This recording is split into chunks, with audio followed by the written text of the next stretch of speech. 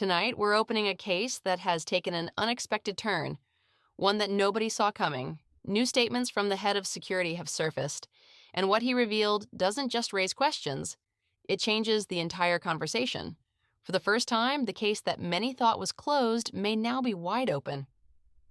I'm Detective Jacobs, and I'm dedicated to bringing you the most compelling true crime stories. Don't forget to like, comment, and share your thoughts on the case. Your engagement helps us spread awareness and seek clarity when the details become complicated. Let me know where you're watching from, and let's dive in.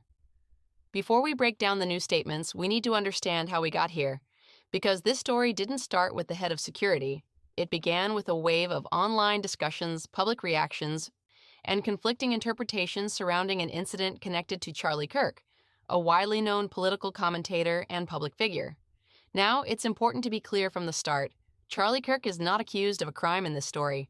Instead, what we're examining is the public controversy, the disputed details around the incident, and the way new information, especially from someone in a security role, reshapes the narrative. In the past weeks, different clips, testimonies, and statements have circulated across social media, leaving viewers divided. Some claim the situation has been misunderstood. Others argue there's more beneath the surface, but none of those conversations, up until now, included the voice of someone who was directly responsible for monitoring the environment where everything unfolded. That's what makes the head of security's remarks so significant. He wasn't guessing, he wasn't theorizing, he was there. And tonight we're going to examine what he said, how it compares to what was previously known, and why his account is bringing new attention to a case many assumed was already settled. So let's set the stage, lay out the verified facts, and paint a clear picture before we analyze the impact of this unexpected testimony. To understand the significance of the head of security statements, we need to walk through the key events that shaped this controversy from the beginning. The situation started during a public event, one attended by hundreds of people, recorded from multiple angles, and rapidly dissected across social media. Like many high-profile gatherings involving well-known public figures, security protocols were in place, staff were stationed throughout the venue, and cameras were rolling long before anything unusual happened. During the event, an interaction occurred that quickly drew public attention. Clips circulated online, but as often happens, each clip told only a fragment of the larger story. Different edits, different captions, and different claims started spreading within minutes. Suddenly, what might have been a minor incident turned into a public debate. Some viewers argued the scene looked concerning. Others insisted the situation was being misinterpreted. Meanwhile, supporters and critics of Charlie Kirk each pushed their own interpretations, often without complete information. Through all of this, one major voice was missing: the people responsible for maintaining order, watching the crowd, and assessing risk in real time. Security teams rarely speak publicly, especially about internal procedures or incident assessments. Their job is to observe, document, and respond, not to comment after the fact. That's why the head of security stepping forward, even briefly, was so unexpected. His account doesn't just add another perspective, it adds a perspective from someone tasked with seeing everything the public often misses. But before we break down his exact words, we need to clarify what was already known, what had been confirmed, and what remained unclear. Because once that foundation is set, the impact of his statement becomes much clearer. When the head of security finally spoke, no one expected his remarks to shift the tone of the entire conversation.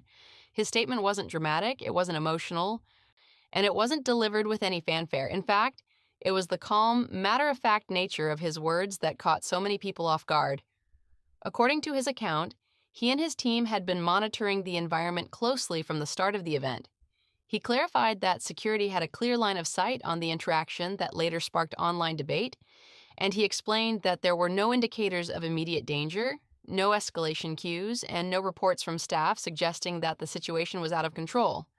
But what really stood out was his emphasis on context, specifically the context that most of the viral clips didn't show. He explained that several moments leading up to the interaction were not captured in the short online videos. These missing moments, according to him, were key to understanding why security did not intervene more aggressively or classify the situation as a threat. He didn't accuse anyone, he didn't defend anyone, he simply laid out what his team observed. And that's what surprised viewers. The narrative people thought they understood suddenly didn't match what someone professionally trained to assess risk was reporting. He also pointed out that the online commentary had taken on a life of its own, drawing conclusions far beyond what his security logs and staff assessments indicated. In his words, the public conversation had become detached from the actual sequence of events happening on the ground. This wasn't a revelation of guilt or innocence, nothing of the sort. It was a reorientation of the facts, a reminder that the loudest version of a story isn't always the most accurate. And because the statement came from the individual overseeing all security operations at the venue, people began viewing the entire incident through a new lens. The question was no longer, what does the clip show? But rather, what did the trained observers on site actually see? And that shift is exactly why the case feels reopened in the public eye, not because new accusations surfaced, but because a new authoritative perspective did. To understand how the head of security's statements reshaped the conversation, we need to lay out a clear, chronological timeline. This helps separate assumptions from observable events, and it highlights exactly where the new information changes our understanding. Let's walk through the sequence as it unfolded, step by step. First, the venue opened and security teams took their positions. According to the head of security, standard protocols were followed. Cameras were active, staff were briefed, and the environment was considered stable. Nothing out of the ordinary had been flagged. Second, as attendees filled the space, security monitored crowd flow and positioning. The head of security noted that the atmosphere was energetic but manageable, typical for a high-profile event featuring a well-known public figure like Charlie Kirk. Third, the interaction at the center of this controversy began. Before any cameras cut in or any clips were posted online, the head of security reported that his team had clear visibility. According to him, there were no signs of distress, escalation, or immediate threat. In other words, the situation did not meet the threshold for intervention. Fourth, the moment captured on video occurred. This is where most of the online narrative begins because the viral clips start mid-scene, well after the lead-up that security considered essential for context. This missing context is what created such a sharp divide between public perception and the on-site evaluation. Fifth, the incident ended without any report filed by staff. The head of security confirmed that no internal alerts were triggered, no safety protocols were elevated, and no follow-up warnings were issued. From a security standpoint, it was categorized as a non-escalating interaction. 6 hours later, the online video surfaced. This is when the conversation shifted from an on-site observation to an internet-fueled debate. Edits, commentary, captions, and reactions amplified the moment far beyond what security believed had taken place. Seventh, public pressure grew, and differing interpretations spread quickly. Supporters, critics, and casual viewers all added their own narratives, many without access to the full context seen by staff. Finally, the head of security's recent statement emerged, quiet, direct, and factual. Not intended to accuse or defend, but to clarify the timeline and challenge assumptions made from incomplete footage. When you lay these events side by side, the disconnect becomes clear. The timeline the public saw online was only a fraction of the timeline observed by the trained professionals responsible for managing the scene. And that gap is exactly where this controversy grew, and where it now shifts. In every high-visibility incident, there are two parallel stories: the fact pattern, built from confirmed observations, and the online narrative, shaped by speculation, edits, and emotional reactions. In this case, the gap between those two stories grew wider with every repost, every caption, and every interpretation. Let's break down the contrast clearly. First, the fact pattern shows a stable environment monitored by trained personnel. According to the head of security, there were no alerts, no signs of escalation, and no actions taken that would indicate a perceived threat. This aligns with the internal logs, staffing behavior, and the lack of any official report being filed that evening. But online speculation told a different story. Some viewers claimed the moment looked dangerous. Others suggested something hidden must have happened before or after the clip. The problem is that these claims were built on incomplete footage, just a few seconds extracted from a longer sequence. Second, security insisted that context was missing. The head of security specifically pointed out that key moments leading up to the interaction were not visible in the viral clips. This is a factual assertion grounded in on-site observation. Yet online, that missing context became an open canvas. People filled the gaps with what they thought happened or what they feared might have happened. Speculation thrives where information is incomplete. Third, the fact pattern includes multiple vantage points. Security staff watch from wide angles, not cropped smartphone views. Their assessment was based on the full environment, not a single frame. Online, however, the most shared clips were zoomed in, tightly framed, and edited. Details outside the center of the shot were invisible, which made the moment appear more intense than security described it.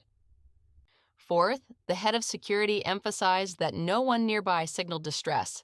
No attendee reported a concern, no staff member requested backup. These are hard data points. Speculation, on the other hand, often ignored these observations and instead relied on interpretation, tone of voice, body language guesses, or assumptions based on personal opinions of the people involved. And finally, the fact pattern reflects direct responsibility. The security team had the duty to act if anything seemed unsafe. They were accountable for the outcome. Online commenters, however, were not present, not trained to evaluate risk, and not responsible for the safety of the room. Their commentary was reactive, not observational. This contrast doesn't dismiss public concern. People react strongly when clips go viral. But it does highlight the core tension in this story: the difference between what the trained professionals saw and what the internet believed it saw. And that tension is exactly why the head of security statement changed the direction of this case. When you evaluate an incident like this from a professional security standpoint, the conversation shifts away from emotion and toward measurable indicators: behavior, proximity, posture, tone, crowd dynamics, and timing. These are the elements trained teams rely on to determine whether a situation is dangerous, stable, or simply unusual. So let's break down the head of security's observations using real-world security principles. First, security professionals look for pre-incident indicators. These include sudden changes in body language, signs of confrontation, erratic movement, or attempts to close distance rapidly. According to the head of security, none of these indicators were present. That alone explains why the team did not move to intervene. In professional terms, there was no escalation trigger. Second, teams assess environmental feedback. If something is truly wrong, nearby attendees usually react. They shift, back away, look toward staff, or raise their voices. The head of security noted that the surrounding crowd displayed none of these behaviors. Their reactions, or lack of them, supported the assessment that the interaction was not threatening in real time. Third, security considers threat trajectory. This means evaluating whether an interaction is escalating, stabilizing, or dissipating. In this case, according to the head of security, the situation showed no upward trajectory. It did not evolve into a confrontation, did not involve aggressive gestures, and did not breach personal safety protocols. Fourth, trained observers rely on multiple angles. Security teams, especially at large events, watch from elevated positions, side positions, and through camera feeds. Their view is wide, not narrow. While viral clips often focus on a tight shot of one moment, security assessments come from a full 360-degree understanding of the space. Fifth, experts weigh the absence of internal triggers. If a situation crosses certain thresholds, security members signal each other: hand gestures, radio cues, repositioning, or shadowing behavior. None of these actions were activated that evening. That detail from the head of security is crucial because it confirms that, to professionals on site, the incident never crossed into concerning territory. And finally, trained security personnel distinguish between attention and threat. A moment can draw attention without presenting danger. It can look unusual without being unsafe. This is often where the public and professionals diverge. One interprets through emotion, the other through criteria. All of this underscores a simple but important point. The head of security wasn't offering an opinion. He was offering an assessment based on standard threat analysis procedures. His account doesn't mean the public was wrong to react. It means the reaction was based on limited information, while his perspective was based on a complete situational view. And that difference, more than anything, is what reshaped this case. Even with the head of security's clarification, this case isn't without its unresolved pieces. And to fully understand why the public conversation continues, we need to examine the areas where information is still incomplete or where interpretations remain divided. First, there's the question of the missing context. The head of security emphasized that moments leading up to the viral clip were crucial. But outside of his description, Those moments haven't been publicly released in full. Without that footage, viewers are left filling in the blanks, which is where speculation continues to thrive. Second, different recordings show different angles, but no single piece of footage shows the entire sequence from start to finish. That means people online are working with fragments, sometimes seconds long, while professionals on site had a continuous, uninterrupted view. This creates a natural gap between public interpretation and internal assessment. Third, the motivations behind the interaction remain unclear. We know what happened in the clip, but we don't have complete clarity on why. Was it a misunderstanding? A moment taken out of context? A simple interaction that escalated only in the online retelling? None of these questions have definitive answers because those involved haven't provided detailed public explanations. Fourth, there's the issue of timing.